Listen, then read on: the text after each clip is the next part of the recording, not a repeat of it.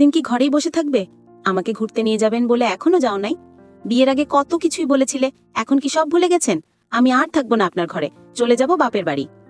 সারা দিন কত খাটি আপনার এই সংসারের জন্য, আর আপনি তার বিনিময়ে আমাকে কি দিলেন? শুধুই কষ্ট।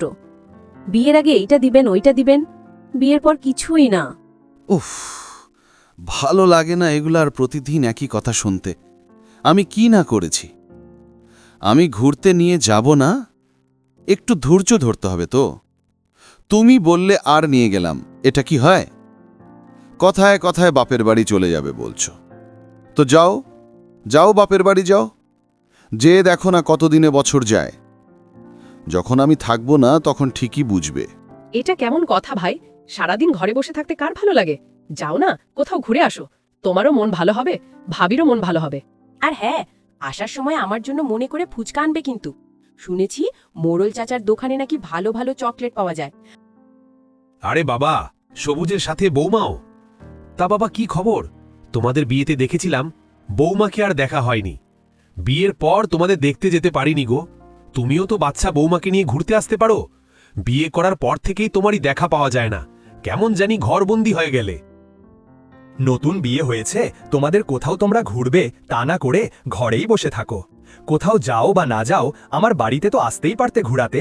তোমার কাকিমা বউকে দেখে অনেক খুশি হতো। কামকাজের জন্য সময় পেলে তো ঘুরতে যাব, আর আপনার বৌমা তো আমার ওপরে এ নিয়ে রাগেই আছে। কি যে করি আমি! উফ, চাচা, আপনার বৌমাকে কিছু খেতে দিন। তুমি থাকো তোমার কাজ নিয়ে। চাচা, আপনি আমাকে 1 প্লেট ফুচকা দিন তো, আরেক প্লেট পার্সেল করে দেন। সাথে 10-12টা চকলেট দিয়ে দিন, লতার জন্য নেব। আর হ্যাঁ, ফুচকাটা একটু ঝাল দিয়েন। দুই বন্ধু একসাথে গ্রামের বাহিরের রাস্তা দিয়ে হেঁটে হেঁটে বাজারের দিকে যাচ্ছে। কেউই কোনো কথা বলছে না, একে অপরের সাথে দুজনই মনের আনন্দে হাঁটতেছে। অতএব দুই বন্ধু একসাথে বাজারের ভিতরে রাস্তায় প্রবেশ করল। বাজারে এসে তরকারির দাম জিজ্ঞেস করতেছে।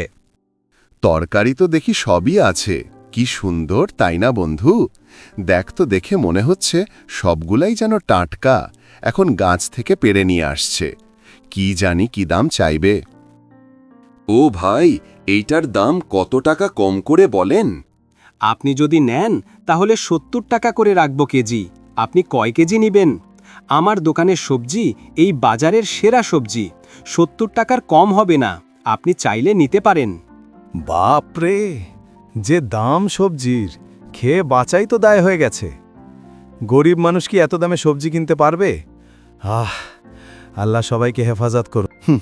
কি আর করার, বাঁচতে হলে তো খেতে হবে, না খেয়ে তো আর বাঁচা যাবে না। এদিকে বইয়ের বায়না, ঘুরতে যাবে, না নিয়ে গেলে চলে যাবে বাপের বাড়ি। উফ, কি যে করি! মন চায় সংসার ছেড়ে জঙ্গলে চলে যাই, আর যে পারি না।